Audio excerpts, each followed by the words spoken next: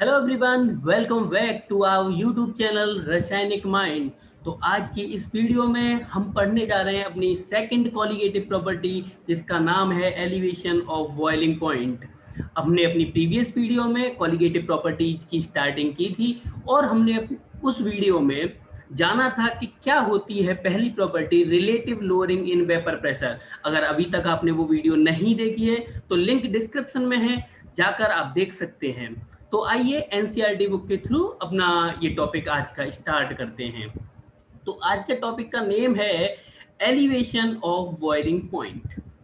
तो समझना स्टार्ट करते हैं। तो देखिए, ये कह रहा है that the vapour pressure of a liquid increases with increases in of temperature. वो कह रहा है वेपर प्रेशर किसी भी लिक्विड का टेम्परेचर के राइज करने से इंक्रीज होता है। ये सही बात है, टेम्परेचर रेज करने से उसमें वेपर बनेंगी और वेपर जितनी ज्यादा बनेंगी वेपर प्रेशर हमारा बढ़ता चला जाएगा। एक नॉर्मल सोचने की बात है। आगे बढ़ते हैं। It boils at the temperature at which its vapour pressure is equal to atmospheric pressure. वाह, देखिए ये इसने बात बताई है बॉइलिंग पॉइंट के लिए। किसके लिए बताई है? बॉइलिंग पॉइंट के लिए। देखिए, बॉयल कोई भी सॉल्यूशन या कोई भी लिक्विड होगा वो तभी बॉयल करेगा तब उसका किसी एक पर्टिकुलर टेम्परेचर पर जो वेपर प्रेशर होता है वो वेपर प्रेशर एटमॉस्फेरिक प्रेशर के बराबर हो जाए। वेपर प्रेशर और एटमॉस्फेरिक प्रेशर बराबर होंगे, हमारा जो लिक्विड होगा या सॉल्यूशन होगा वो बॉयल करना स्टार्ट कर देगा। तो ये एक सिंपल सी बात थी, ये इंपॉर्टेंट बात है, इसको आप नोट कर सकते हैं, ये पेपर में डायरेक्टली पूछ सकती है। ठीक है, तो आइए अब आगे बढ़ते हैं। आगे क्या है? फॉर एग्जाम्पल, एक एग्जाम्पल दे रखा है। एग्जाम्पल क्या दे रखा है? Water boils at 373.15 kelvin. हमको पता है वाटर जो बॉयल करता है वो कितने डिग्री सेल्सियस पर करता है? 100 डिग्री सेल्सियस पर। बिकॉज एट दिस टेम्परेचर, क्या होता है इस टेम्परेचर पर कि the vapour pressure of the water is 1.013 बार, या कह सकते हैं 1 atm। देखिए यहाँ ब्रैकेट में दिखा रखा है 1 atm। हमारा वाटर 100 डिग्री सेल्सियस पर तभी बॉयल करता है तब उसका जो वेपर प्रेशर होता है वो एटमॉस्फेरिक प्रेशर 1 atm के इक्वल हो जाता है। तो अब आपको क्लियरली समझ में आ गया होगा कि हमारा वाटर 100 डिग्री सेल्सियस पर क्यों बॉयल करता है, क्यों उससे पहले बॉयल नहीं करता। मान लीजिए हमारा 90 डिग्री सेल्सियस है, 90 डिग्री सेल्सियस पर हमारा वाटर बॉयल नहीं करेगा। क्यों नहीं करेगा? क्योंकि उस टेम्परेचर पर उसका वेपर प्रेशर एटमॉस्फेरिक प्रेशर के इक्वल नहीं हो रहा है। तो आइए अब आगे बढ़ते हैं। We have also learn that the last section that the vapour pressure of the solvent decreases in the presence of non volatile solute। देखिए, ये कह रहा है जो वेपर प्रेशर होता है वो डिक्रीज हो जाता है in the presence of non volatile solute. जब हम किसी सॉल्वेंट में हम किसी नॉन वोलाटाइल सॉल्यूट को मिला देते हैं तो उसके वेपर प्रेशर में कमी आ जाती है। यही तो हमारी पहली प्रॉपर्टी थी, जो पहली कॉलिगेटिव प्रॉपर्टी थी वह यही तो थी कि relative lowering in vapour pressure. Lowering in vapour pressure कब होती है? वो तभी होती है तब उसमें हम नॉन वोलाटाइल सॉल्यूट ऐड करें। देखिए यहाँ figure 2.7 depicts the variation of vapour pressure of the pure solvent and solution as a function of temperature. मतलब यहाँ जो वेपर प्रेशर जो प्योर सॉल्वेंट का होगा और सॉल्यूशन का होगा उसके टेम्परेचर के रेस्पेक्ट में या टेम्परेचर के साथ कर्व दिखाया गया है फिगर 2.7 में। आइए देख लेते हैं कहाँ है फिगर 2.7। तो देखिए ये फिगर 2.7 है, इसमें हमारा ये कर्व दे रखा है, हमारा ग्राफ दे रखा है। इस ग्राफ को समझेंगे थोड़ा, हम पहले अभी वहीं से समझ लेते हैं तो इसको समझेंगे अभी। तो देखिए यहाँ एग्जाम्पल दे रखा है, क्या दे रखा है? For example the vapour pressure of an aqueous solution of sucrose is less than 1.013 bar at 373.15 kelvin. तो देखिए ये क्या कह रहा है, हमारा जब सुक्रोज का सॉल्यूशन बनता है, सुक्रोज क्या होती है? सुक्रोज जो होती है, जो उसको क्या बोलते हैं, चीनी जो बोलते हैं, वही सुक्रोज होती है, एक तरीके से मान सकते हैं हम, और वही होती है। ठीक है, तो जब सुक्रोज को वाटर में घोल देते हैं, उसका एक्वस सॉल्यूशन बना लेते हैं सुक्रोज का, तो होता क्या है कि उसका वेपर प्रेशर कम हो जाएगा क्योंकि जब उसमें हमने non volatile solute sucrose add कर दिया। अगर सुक्रोज ऐड कर दिया तो अब 373 केल्विन पर उसका वेपर प्रेशर 1.013 बार या 1 एटीएम नहीं पहुंच पाएगा, क्योंकि उसका वेपर प्रेशर पहले ही कम हो चुका है। तो उस वेपर प्रेशर की कमी को पूरा करने के लिए हमें टेम्परेचर थोड़ा और राइज करना पड़ेगा। अगर टेम्परेचर और राइज कर दिया तो हमारा वेपर प्रेशर बढ़ जाएगा, और वेपर प्रेशर जैसे ही एटमॉस्फेरिक प्रेशर के इक्वल हुआ, जो एक्वस सॉल्यूशन ऑफ सुक्रोज था वो हमारा बॉयल करना स्टार्ट कर देगा। तो आई होप ये समझ में आ गया होगा कि क्या कहना चाह रहा है इन लाइन से और क्या इसके पीछे थॉट है। तो आइए आगे बढ़ते हैं। In order to make this solution boil, देखिए इसने बताया its vapour pressure must be increased to 1.013 bar. उसने यही बोला है कि अगर इस जो आपका सॉल्यूशन था इसको बॉयल कराना है तो हमें वेपर प्रेशर कहां तक ले जाना होगा, 1 एटीएफ या 1.013 बार तक ले जाना होगा। By raising the temperature above the boiling temperature of the pure solvent, मतलब प्योर सॉल्वेंट का जो वेपर प्रेशर था, सॉरी जो बॉइलिंग टेम्परेचर था वो 100 डिग्री सेल्सियस था, या कह सकते 373.15 केल्विन था। तो इसने आगे बोला है द बॉइलिंग, आगे बोलना चाह रहा है कि the boiling point of a solution is always higher than that of the boiling point of the pure solvent in which solution is prepared। देखिए इसका कहने का मतलब ये है कि जो बॉइलिंग पॉइंट सॉल्यूशन का है, जब मैंने उसमें नॉन वोलेटाइल सॉल्यूट ऐड कर दिया तो वो एक सॉल्यूशन बन गया, बाइनरी सॉल्यूशन बोलते हैं इसे। वो उसका बॉइलिंग पॉइंट ज्यादा आता है उसके जो प्योर सॉल्वेंट था, जैसे मान लीजिए मैं वाटर का ही एक्वस सॉल्यूशन ऑफ सुक्रोज बना रहा हूँ, तो जब मैं वाटर को ले रहा हूँ तो वो 373.15 केल्विन पर बॉयल कर रहा है, लेकिन जब मैंने सुक्रोज मिला दिया तो उसका वेपर सॉरी जो बॉइलिंग टेम्परेचर है वो थोड़ा हाई हो जाएगा। तो वही ये बात बता रहा है कि प्योर सॉल्वेंट से सॉल्यूशन का, प्योर सॉल्वेंट से सॉल्यूशन का जो बॉइलिंग टेम्परेचर होता है वो हाई होता है। ठीक है, इन फिगर 2.7 फिगर को समझते हैं। ये बहुत कह रहा है कि 2.7 फिगर को, 2.7 फिगर भी देख लेते हैं क्या है 2.7 फिगर। देखिए ये फिगर है, इधर दे रखा है वेपर प्रेशर, इधर दे रखा है मेरा टेम्परेचर इन केल्विन। ठीक है, मान लीजिए ये 1 एटीएम है, क्या है ये यहां दे रखा है कि 1 एटीएम यहां है। तो 1 एटीएम पर जैसे ही देखिए, मान लीजिए यहाँ ये हमारा सॉल्वेंट है, क्या है ये सॉल्वेंट, और ये वाला सॉल्यूशन है, उससे नीचे क्या दे रखा है सॉल्यूशन। तो देखिए यहाँ हम पहले सॉल्वेंट को समझते हैं, किसको समझते हैं सॉल्वेंट को। अगर ये सॉल्वेंट ऐसे हायर जा रहा है, ऐसे लाइन जा रही है, ये कर्व ऐसे जा रहा है, ये देखिए जब ये उस लाइन को मतलब टच करता है, 1 एटीएम वाली लाइन को टच करता है, उसी टाइम पर इसका टेम्परेचर कितना था 100 डिग्री सेल्सियस वाटर के लिए। किसके लिए, वाटर के लिए बता रहा हूं मैं।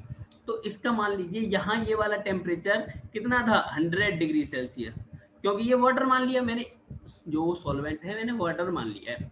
लेकिन जब इसने सॉल्यूशन मिला दिया, देखिए इसी टेम्परेचर पर सॉल्वेंट है, अगर इसमें इसी टेम्परेचर पर मैंने नॉन वोलेटाइल सॉल्यूट ऐड कर दिया, सुक्रोज ही ऐड कर दिया, क्योंकि ये सुक्रोज का एग्जांपल लेके चल रहा है। जब सुक्रोज मैंने इसमें ऐड कर दिया तो इसका जो वेपर प्रेशर था, relative lowering in vapour pressure आ जाएगा, क्योंकि वेपर प्रेशर में क्या आ जाएगी, कमी आ जाएगी। अगर मान लीजिए ये इस वाले पॉइंट से अब वेपर प्रेशर कहाँ पहुंच गया, अब वेपर प्रेशर पहुंच गया इस वाले पॉइंट पर। कहाँ पहुंच गया, इस वाले पॉइंट पर। अगर ये वेपर प्रेशर नीचे पहुंच गया तो अब इस वेपर प्रेशर को समझना स्टार्ट करना, समझने की कोशिश करना कि मैं क्या कहना चाह रहा हूँ, वर्ड्स पर फोकस करना। अब ये देखिए ब्लू वाला जो पॉइंट दिख रहा है, इस पॉइंट को यहाँ इस लाइन से टच करने के लिए क्या करना होगा, देखिए वेपर प्रेशर तो कम हो चुका है, हमें वेपर प्रेशर इंक्रीज करना होगा। और वेपर प्रेशर तभी इंक्रीज हो सकता है जब मैं टेम्परेचर बढ़ाऊंगा। जैसे ही मैं टेम्परेचर रेज करूंगा, मतलब टेम्परेचर का ग्राफ इधर ले जाऊंगा, वो धीरे धीरे वेपर प्रेशर मेरा इंक्रीज होने लग जाता है। और देखिए ग्राफ ऐसे चलता है कुछ, ये जैसे ही यहाँ 1 एटीएम वाली लाइन है, ये 1 एटीएम अभी मान लीजिए यहाँ था, जैसे ही ये बढ़ना स्टार्ट करता है तो एक टेम्परेचर पर, मान लीजिए टीवी टेम्परेचर दे रखा है, मान लीजिए कुछ भी टेम्परेचर टीवी दे रखा है, पहले वो दे रखा था T0 B, अब दे रखा टीवी टेम्परेचर पर वह वेपर प्रेशर जो एटमॉस्फेरिक वेपर प्रेशर है उस तक पहुंच जाता है। तो अगर वेपर प्रेशर एटमॉस्फेरिक प्रेशर के बराबर हो गया तो इस टाइम बॉयल करने लग जाएगा। अगर ये बॉयल करने लग गया तो क्या हो गया, मतलब थोड़ा हमें टेम्परेचर में हमें इंक्रीज करना पड़ा, तब हमारा वेपर प्रेशर रीच किया 1 एटीएम वाली लाइन तक। तो क्या हुआ, इंक्रीज इन वेपर प्रेशर, या बोल सकते हैं हम एलिवेशन इन बॉइलिंग पॉइंट। ठीक है, तो आइए अब आगे स्टार्ट करते हैं। ये कह रहा है similar to lowering a vapour pressure the elevation, ये इसी चीज को समझा रहा है जो मैंने अभी समझाई है। Boiling point also depends on the number of solute molecule rather than their nature, यही हमने लास्ट में पढ़ा था कि जो हमारी हम कॉलिगेटिव प्रॉपर्टीज पढ़ रहे हैं ये हमारी नेचर पर डिपेंड नहीं करती है, सॉल्यूट की नेचर पर डिपेंड नहीं करती है, वो number of particles of solute, number of solute particles पर डिपेंड करते हैं कि कितने उसके नंबर हैं। ठीक है, अब आगे ये कह रहा है solution, a solution of 1 mole of sucrose in 1000 gram of water boils at 373.52 kelvin. देखिए यहाँ एक चीज नोट करने लायक है कि ये देखिए हम एक बार को ये सोच लेते हैं कि 373 तो 100 डिग्री सेल्सियस मान लेते हैं, लेकिन नहीं, देखिए जो मेरा एक्चुअल 100 डिग्री सेल्सियस होता है वो 373.15 केल्विन होता है, लेकिन अब इसने कहा कि 373.52 केल्विन पर बॉयल करता है जो एक्वस सॉल्यूशन ऑफ सुक्रोज है। जब एक्वस सॉल्यूशन ऑफ सुक्रोज में जब बॉइलिंग पॉइंट में इंक्रीज आया, मतलब 15 से, देखिए लास्ट में देखिए क्या दे रखा है, ये 15 से कहां पहुंच गया 52 पर, तो मतलब हमारा एलिवेशन ऑफ बॉइलिंग पॉइंट हुआ है। तो अब देखिए इसका हम मैथमेटिकल ट्रीटमेंट देखते हैं, क्या देखते हैं मैथमेटिकल ट्रीटमेंट क्या है। Let the T not be the boiling point of the pure solvent, मान लिया, यही हमने यहाँ माना था कि ये जो था क्या था, ये टी नॉट बी जो दे रखा था वो प्योर सॉल्वेंट का था, और ये जो टीवी दे रखा था वो किसका था, सॉल्यूशन का। तो यही आगे बता रहा है, ये कह रहा है and TV with the boiling point of the solution the increase in boiling point, देखिए increase in boiling point में increase कितना हुआ होगा, मैं मान लूं डेल्टा टी भी हुआ है, फाइनल माइनस इनिशियल करूंगा, अगर मैं फाइनल स्टेट में से इनिशियल स्टेट को घटा दूं, सब्ट्रैक्ट कर दूं, तो मेरे पास जो डिफरेंस आया होगा वो पता पड़ जाएगा। तो मैं यहाँ से देख सकता हूँ कि इंक्रीज कितना हुआ, मान लीजिए जो मेरा सॉल्यूशन का जब ज्यादा हो गया है तो वो हो गया TV minus T not B. देखिए ये सॉल्यूशन का, ये प्योर सॉल्वेंट का, अगर मैं इन दोनों को सब्ट्रैक्ट कर दूं तो डिफरेंस आ जाएगा कि कितना इंक्रीज हुआ है। ठीक है, और यही इसने बताया है कि delta TV equals to T not, sorry TV minus T not B, it is known as elevation of boiling point. तो जो मेरा डेल्टा टीवी है, क्या है डेल्टा टीवी, यही क्या है, एलिवेशन ऑफ बॉइलिंग पॉइंट, ये एलिवेशन ऑफ बॉइलिंग पॉइंट है। आगे समझते, experiments have shown that for dilute solution, मतलब सॉल्यूशन बन चुका है, डाइल्यूट सॉल्यूशन है जिसमें हमने नॉन वोलेटाइल सॉल्यूट ऐड कर दिया है, the elevation of the boiling point delta TV is directly proportional to the molar concentration of the solute in a solution। देखिए उसने कहा है जो ये डेल्टा टीवी है ना, ये मोलर कॉन्सेंट्रेशन के डायरेक्टली प्रोपोर्शनल है। तो आइए हम पढ़ें, हम समझे क्या बोलना चाह रहा है। तो elevation in boiling point delta TV is directly proportional to the molar concentration, यानी कि मोलैलिटी, यहाँ ध्यान कर लेना ये मोलैलिटी है, मोलरिटी नहीं। तो मोलैलिटी है, मोलैलिटी का हमें फॉर्मूला पता है, जो हमारी सबसे पहली वीडियो थी उसमें हमने सभी कॉन्सेंट्रेशन टर्म्स को जाना था, उसकी भी लिंक मैं यहाँ डिस्क्रिप्शन में दे दूंगा, पूरी प्लेलिस्ट की ही दे दूंगा, जिससे कि फायदा रहेगा कि आप पहला लेक्चर अगर आपने नहीं पढ़ा है, मोलैलिटी को नहीं जानते, तो कृपया करके सबसे पहले मोलैलिटी को पढ़ें, मोलैलिटी को समझें लेक्चर फर्स्ट से। ठीक है, तो मोलैलिटी में यहाँ एक सिंपल डेरिवेशन के थ्रू सिंपल एक फॉर्मूले के थ्रू बता देता हूँ। मोलैलिटी क्या होती है, moles upon weight of solvent, किसका, वेट ऑफ सॉल्वेंट, और ये किस में होता है, किलोग्राम में, moles upon weight of solvent. ठीक है, तो देखिए delta TV is directly proportional to the क्या आ गया, directly proportional to the molality, यही मैंने यहाँ बताया था। ठीक है, अब देखिए ये, अब अगर प्रोपोर्शनलिटी कांस्टेंट, प्रोपोर्शनलिटी हटेगा तो कांस्टेंट आएगा, तो वही उसने कांस्टेंट लाया है कि delta TV is equals to the K B M. ये मेरा फॉर्मूला आ गया। इस फॉर्मूले को याद कर लेना, ये फॉर्मूला बहुत इंपॉर्टेंट है। इसी फॉर्मूले से जो इसके जो एलिवेशन इन बॉइलिंग पॉइंट के क्वेश्चन जो बनते हैं वो इसी फॉर्मूले से सारे खत्म हो जाते हैं। बस आपको यूनिट का थोड़ा ध्यान रखना पड़ेगा कि कहीं इसने यूनिट में उलटफेर तो नहीं कर दिया है, बाकी इसी फॉर्मूले से पूरे क्वेश्चन हो जाएंगे। ठीक है, तो आगे इसका फॉर्मूला मेरे को पता पड़ गया, delta T V equal to K B M, और यहाँ जो एम है स्मॉल एम है क्योंकि मोलैलिटी है। ठीक है, तो ये मेरा क्या आ गया, फॉर्मूला आ गया। अगर ये आ गया तो आगे बढ़ता हूं। हियर एम क्या है, मोलैलिटी पता है, is the number of moles of solute dissolved in 1 kilogram of solvent. ये मैंने अभी फॉर्मूला बताया था, अगर उसमें सॉल्वेंट को 1 किलोग्राम रख दें तो नंबर ऑफ मोल्स के मोलैलिटी इक्वल होती है। And the constant of proportionality KV is called, देखिए इस केवी का नाम क्या है, बॉइलिंग पॉइंट एलिवेशन कांस्टेंट। क्या नाम है, बॉइलिंग पॉइंट एलिवेशन कांस्टेंट, या इसको बोल देते हैं हम मोलल एलिवेशन कांस्टेंट। क्या बोलते हैं हम, मोलल एलिवेशन कांस्टेंट। एक और नाम उसका होता है, इसका क्या नाम होता है, एवोल्यूस्कोपिक कांस्टेंट। ठीक है, तो ये इसके 3 नेम है, कोई जरूरत नहीं है, हमें ध्यान रखना है या तो मोलल एलिवेशन कांस्टेंट दे रखा होगा, या एवोल्यूस्कोपिक कांस्टेंट दे रखा होगा, या बॉइलिंग पॉइंट एलिवेशन कांस्टेंट दे रखा होगा। तो इनके नाम से हम पता कर सकते हैं हमें केवी की वैल्यू दे रखी है। ओके, तो आगे बढ़ना स्टार्ट करते हैं। The unit of KV, unit of KV क्या होगी, देखिए हम निकालना बताते हैं कैसे निकालते हैं। मैंने निकाला था delta TV is equal to K V M. Molality की जो यूनिट आएगी वो क्या आएगी, मोल्स, ऊपर मोल्स थे, अपॉन जो वेट था, वेट किस में था, किलोग्राम में था। और देखिए यहाँ टेम्परेचर किस में होगा, या तो केल्विन में होगा या डिग्री सेल्सियस में होगा। देखिए ये डिफरेंस है, डिफरेंस को हम चाहे केल्विन में लें चाहे डिग्री सेल्सियस में लें, डिफरेंस सेम आएगा।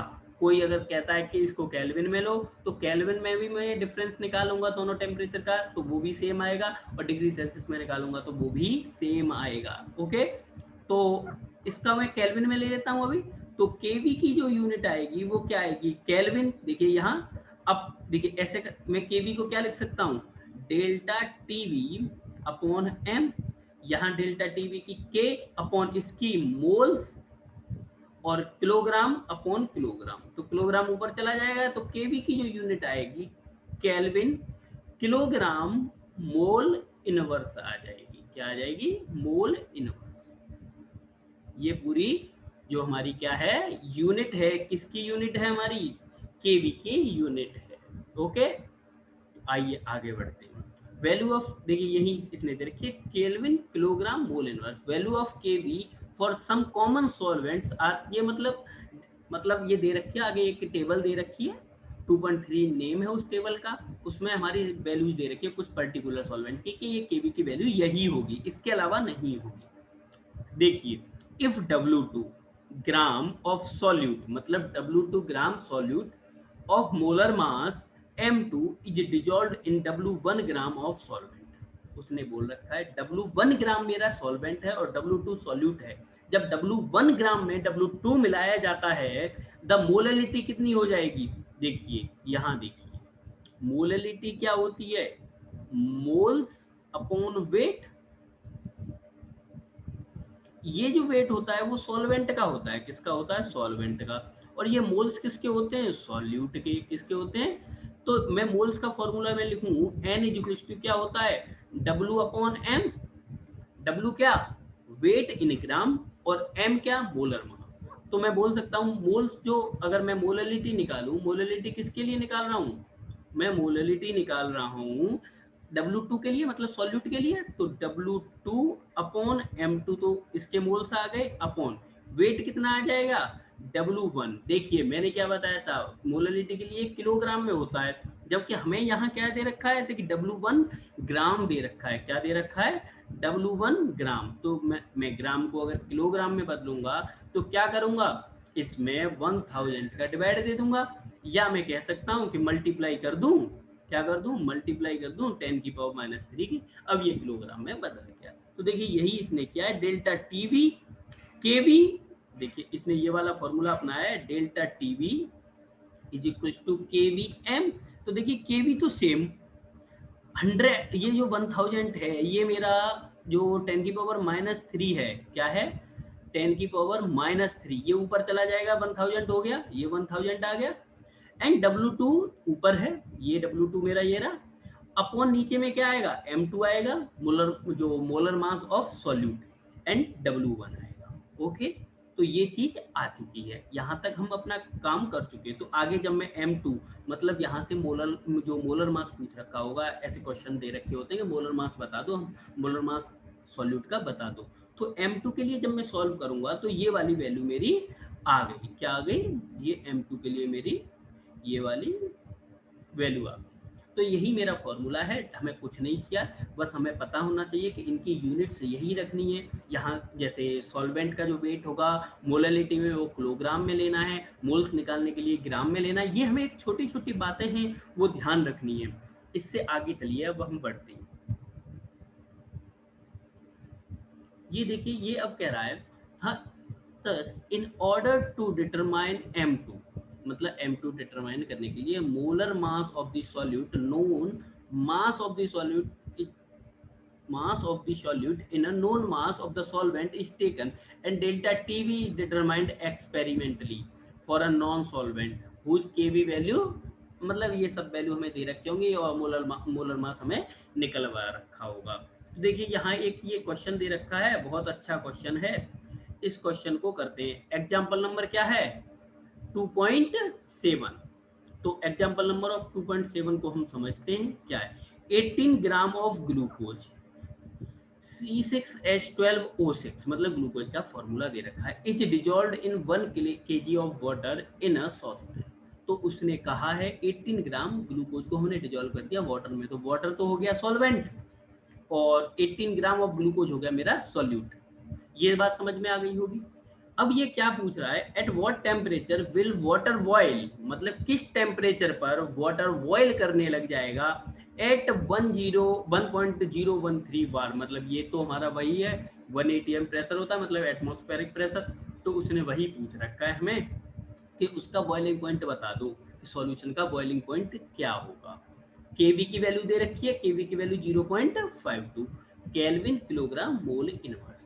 अभी तक ये दे रखा है हमारा क्वेश्चन में। अब हम क्वेश्चन निकालना स्टार्ट करेंगे, क्या निकालना, क्वेश्चन सॉल्व करना स्टार्ट करेंगे।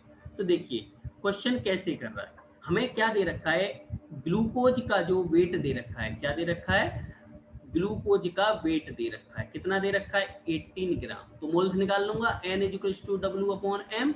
तो W कितना है 18 है, 18 upon molar mass of glucose कितना है, देखो दे नहीं रखा है, तो मैं कैसे निकालूंगा, देखिए इसका कितना हो गया 12 × 6 + 12 × 1 + 6 × 16। 16 कितना होगा, 16 किसके लिए हो जाएगा, ऑक्सीजन के हाइड्रोजन के लिए 1, और 6 जो हो जाएगा वो, सॉरी हाँ सही है। तो ये मेरा क्या आ गया, इसको मैं सॉल्व करूंगा तो मेरा जो वो मोलर मास आ जाएगा, मोलर मास कितना आएगा 180, इसको सॉल्व कर लेना, तो ये 180 आ जाएगा। इसको जब मैं सॉल्व करूंगा तो 0.1 मोल आ गए, क्या आ गए मेरे जो weight, sorry moles of solute 0.1 mole आ गए। अब मुझे क्या पता है, देखिए मुझे पता है delta TV is directly proportional to the M. मैं इसको डेल्टा टीवी को क्या लिखता था, इज इक्वल टू केवीएम। देखिए केवी की वैल्यू 0.52 दे रखी है, तो मैं delta TV is equal to 0.52। देखिए अभी तक मोल्स निकले थे, मोलैलिटी मुझे नहीं पता, क्या नहीं पता, मोलैलिटी। तो m निकालूंगा, m इज इक्वल टू क्या होगा, n upon weight of solvent kilogram में। तो मुझे पता है ये n कितना है 0.1, और वेट सॉल्वेंट का मतलब वाटर का कितना दे रखा है 1 kg दे रखा है। तो m मोलैलिटी भी कितनी आ गई 0.1 मोलल। तो मैं 0.52 में 0.1 का ही मल्टीप्लाई कर दूं, डेल्टा टीवी की वैल्यू आ गई मेरी 0.052। ये केल्विन में मान लूं मैं या डिग्री सेल्सियस में, ये डिफरेंस है। क्या है? डिफरेंस। अब देखिए, उसने मुझसे पूछ रखा था बॉइलिंग पॉइंट। क्या पूछ रखा मेरे से कि बॉइलिंग पॉइंट ऑफ सॉल्यूशन बता दो। तो देखिए, delta T V is equal to होता है T V minus T naught V. ये प्योर फॉर्म में होता है। प्योर फॉर्म में मुझे पता है 373.15 केल्विन क्या होता है, 373.15 केल्विन वाटर के लिए बॉइलिंग पॉइंट होता है। माइनस सॉल्यूशन का मुझे टीवी पता नहीं है, is equal to delta TV की वैल्यू मुझे पता है। डेल्टा टीवी की वैल्यू है मेरी 0.052। जब मैं टीवी को सॉल्व करूंगा तो कितना आ जाएगा, 373.15 प्लस 0.052। इसको मैं ऐड कर दूंगा। जो ऐड करने के बाद में जो मेरा आंसर आएगा वो मेरा टीवी मतलब बॉइलिंग पॉइंट ऑफ सॉल्यूशन होगा। ठीक है, आइए आगे बढ़ते हैं। तो देखिए, इसने भी वही किया है, 373.15 प्लस 0.52 और ये आ गया 373.202 केल्विन। ये मेरा आंसर हो गया, यही मैंने सॉल्व करके बताया। तो ये क्वेश्चन आई होप बहुत अच्छी तरह समझ में आ चुका होगा। तो आइए बढ़ते हैं एग्जाम्पल नंबर 2.8 पर। ये मतलब बहुत अच्छे एग्जाम्पल हैं बेसिक क्लियर करने के लिए। बोर्ड एग्जाम जो आपका होगा वो क्वेश्चन ऐसे ही देगा, बिल्कुल मतलब नॉर्मली ऐसे ही क्वेश्चन आएंगे। उसमें ऐसे ही वैल्यूज दे रखी होंगी, बस तुम्हें सुक्रोज, जैसे अभी ग्लूकोज दे रखा था, ग्लूकोज की जगह यूरिया दे रखा होगा, यूरिया इतना मिलाया है, इसको बता दो। ऐसे करके क्वेश्चन पूछ लेगा। सिंपल सिंपल क्वेश्चन बनते, कोई हार्ड क्वेश्चन नहीं बनता। ठीक है, तो अब ये अगला क्वेश्चन क्या कह रहा है, example number 2.8। The boiling point of the benzene, boiling point of benzene दे रखा है मुझे। when 1.8 gram of non-volatile solute was dissolved in 90 gram of benzene, मतलब 90 ग्राम of benzene में 90 ग्राम ऑफ बेंजीन में डिजोल्व कर लिया जाता है 1.8 gram of non volatile solute. तो देखिए, मुझे क्या क्या दे रखा है, W2 दे रखा है 1.80 ग्राम, W2 जैसा कि हमने माना था इसलिए मैंने वही सेम ले लिया है। W1 दे रखा है 90 ग्राम, ठीक है, कोई दिक्कत नहीं है। और उसने मुझे क्या दे रखा है, बॉइलिंग पॉइंट ऑफ बेंजीन मतलब टी नोट बी दे रखा है 353.23 केल्विन। वो इसलिए दे रखा है ये टी नोट बी है क्योंकि प्योर सॉल्वेंट, जो प्योर सॉल्वेंट बेंजीन है उसका हमें बॉइलिंग पॉइंट दे रखा है। आगे पढ़ते हैं, आगे क्या कहना चाह रहा है ये। आगे कह रहा है the boiling point is raised to 354.11 kelvin. मतलब मुझे टीवी भी दे रखा है उसने, कितना दे रखा है 354.11 केल्विन। मतलब इसका जो बॉइलिंग पॉइंट है वो इंक्रीज करके यहाँ तक ला दिया जाता है। जैसे पहले इतना था, यहाँ से 354.11 तक ले आए इसको। तो उसका हम डेल्टा टीवी निकाल सकते हैं, दोनों में को हमें सब्ट्रैक्ट कर देना है। सब्ट्रैक्ट करने के बाद डेल्टा टीवी हमें निकल जाएगा। ठीक है, आगे देखिए, आगे क्या कह रहा है ये कह रहा है calculate the molar mass of solute. Molar mass of solute पूछ रखा है, मतलब उसने M2 पूछ रखा है। क्या पूछ रखा है, और केवी की वैल्यू मुझे 2.53 दे रखी है। आइए इस क्वेश्चन को समझते हैं। तो देखिए, जैसा कि मैंने पहले भी बता चुका हूँ, हमें क्या क्या हमें दे रखा है वो तो सब कुछ ऊपर लिखा हुआ है। ठीक है, तो मैं यहाँ डायरेक्टली सॉल्व करने स्टार्ट कर देता हूँ। ठीक है, तो देखिए, मैं delta TV is directly proportional to the is equal to मैं लिखूँ KVM। ठीक है, डेल्टा टीवी सेम रहने दूँ, is equal to KV। Molality को मैं क्या लिखूँ, मोललिटी को मैं सेम, ऊपर मोल्स होते हैं, मोल्स को मैं क्या लिख सकता हूँ W2 अपॉन M2 अपॉन नीचे होगा W1 इंटू 10⁻⁻3। यही फॉर्मूला हमारा निकला था, मैं डायरेक्टली निकाल रहा हूँ जैसा कि मुझे ध्यान है। ठीक है, अब देखिए डेल्टा टीवी की वैल्यू मैं यहाँ रख दूंगा, कितनी आएगी। देखिए, ये इसने डेल्टा टीवी निकाला, क्या निकाला, डेल्टा टीवी निकाला, कितना आएगा 354.11 kelvin minus 353.23 is equal to आ जाएगा 0.88 केल्विन। तो 0.88 केल्विन आ गया, इज इक्वल टू केवी की वैल्यू दे रखी है 2.53 इंटू W2 की वैल्यू कितनी दे रखी है 1.8 ग्राम। 1.80 ग्राम दे रखा है अपॉन, ठीक है। W1 की वैल्यू कितनी है, W1 की वैल्यू दे रखी है 90 इंटू, ठीक है, 90 इंटू M2, ये वाला जो M2 है, ये M2 ये नीचे पहुंच जाएगा। अगर ये नीचे पहुंच जाएगा तो M2 का मल्टीप्लाई करूंगा, M2 की जो वैल्यू है वो मुझे दे रखी होगी। M2 क्या था मेरा, मतलब जो सॉल्यूट सॉल्यूट क्या था मेरा, नॉन वोलेटाइल सॉल्यूट था, और उसका मोलर मास तो पूछ ही रहा है, M2 मेरे से पूछ रहा है, इसकी वैल्यू नहीं दे रखी है, इनटू 10⁻³ तो मैं M2 के लिए जब मैं कैलकुलेट करूंगा तो ये आ जाएगा 2.53 इंटू 1.80 इंटू 1000, 10⁻³ ऊपर पहुंचा दिया मैंने, अपॉन 90 इंटू 0.88। देखिए यही वैल्यू है, 2.53 है ऊपर, 1.8 है, 1000 है, 0.88 है, 90। जब मैं सॉल्व करूंगा M2 के लिए तो क्या आ जाएगा, 58 ग्राम मोल इनवर्स। तो M2 का मेरा क्या आ गया, मेरा M2 का जो M2 की वैल्यू मतलब मोलर मास ऑफ सॉल्यूट हमें पता पड़ गया। तो ये एग्जांपल भी बहुत इजी था। आपको एक फॉर्मूला याद रखना है, delta TV is equal to KVM। इसी के थ्रू मोलैलिटी का हमें फॉर्मूला पता होगा, सब कुछ हम कैलकुलेट कर सकते हैं, इससे ज़्यादा कोई क्वेश्चन नहीं आता। थोड़े बहुत जो ज़्यादा ऊंची लेवल पर क्वेश्चन जो बनते हैं उनकी प्रैक्टिस हम अलग से करेंगे, जो नीट और जेई लेवल पर आते हैं उनके क्वेश्चन की प्रैक्टिस जो होगी वो हम अलग से वीडियो बना के डालेंगे। अभी केवल बेसिक एनसीईआरटी में जितना दे रखा है एनसीईआरटी को कवर करते हुए चल रहे हैं, जिससे कि एनसीईआरटी हमारी एक बार कंप्लीट हो जाए, ठीक है। तो इस वीडियो में अभी तक इतना ही। तो और अगर आपने हमारा अभी तक चैनल सब्सक्राइब नहीं किया है तो चैनल को सब्सक्राइब कर लें और बेल आइकन जरूर दबा लें। बेल आइकन दबाने से फायदा ये होगा कि आगे आने वाली वीडियो का नोटिफिकेशन आपको पहले मिल जाएगा और आप वीडियो देख सकते हैं। तो इस वीडियो में इतना ही। Thank you for watching, keep learning.